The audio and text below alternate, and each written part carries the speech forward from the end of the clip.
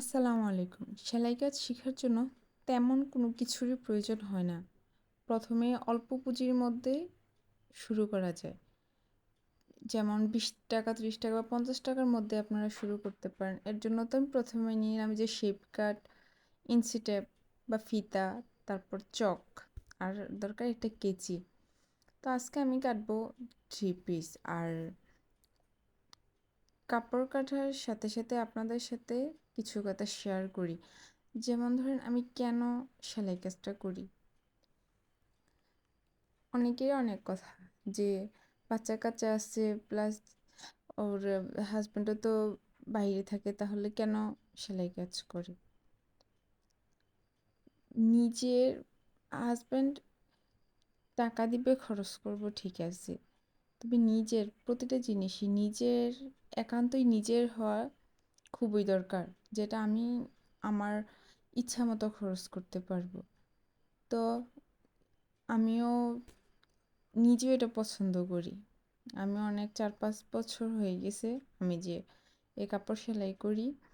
আমার তবে অবশ্যই আমি আগে আমার বাচ্চাদেরকে সময় দেওয়ার চেষ্টা করি। এখন যে আমি কাটতেছি, আমার বাচ্চাদের ঘুম পাড়াইছি, তারপর আমি কাটতে বসছি। আর প্রায় সময় ভিডিও দেওয়া হয় না এই কারণেই যে আমি আমি আমার বাচ্চাদেরকে এখন সময় দিই, যেহেতু ওদের বাবা এখন বাইরে থাকে।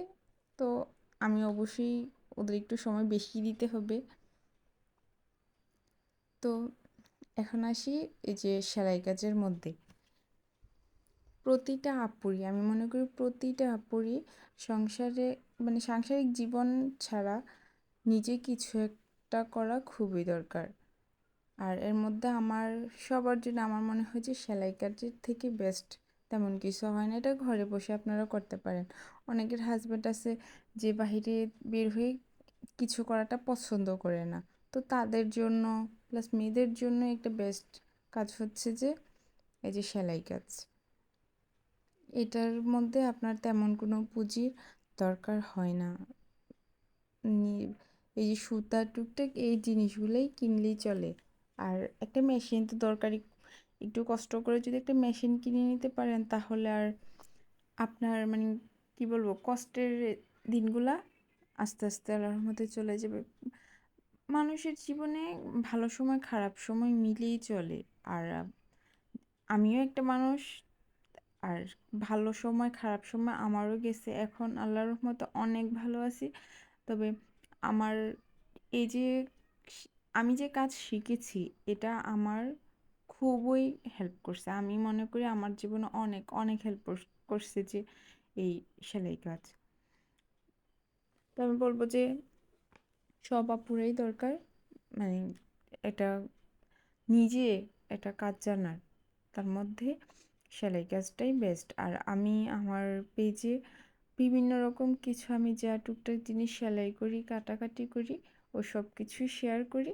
তো আমার চ্যানেলে সাবস্ক্রাইব করে পাশে থাকবেন, তাহলে ইনশাল্লাহ প্রতিটা ভিডিও আপনাদের কাছে নোটিফিকেশন চলে যাবে যখন আমি দিব।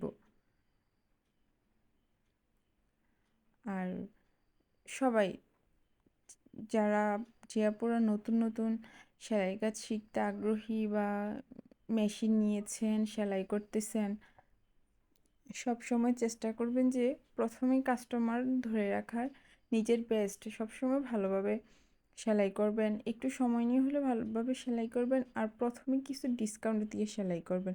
যখন দেখা যাবে যে আপনি ডিসকাউন্ট দিয়ে সেলাই করছেন প্লাস আপনার সেলাইটা সুন্দর হচ্ছে, তখন কাস্টমার আল্লাহর রহমতে এমনিতে আপনার কাছে আসবে। তো হতাশ হওয়ার কিছু নেই। আপনারা ধৈর্য ধরে চেষ্টা করে যান, সেলাই কাজটা করে যাবেন। আল্লাহর রহমতে একসময় ইনশাল্লাহ আপনিও সফলতা অর্জন করতে পারবেন।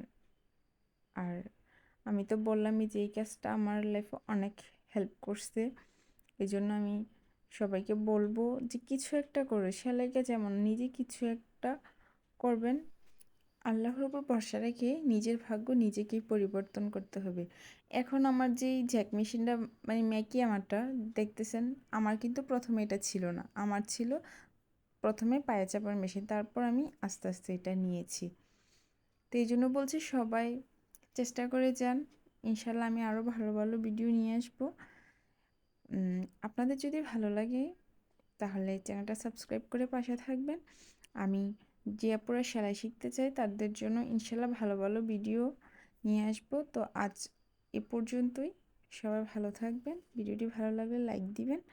আল্লাহ হাফেজ।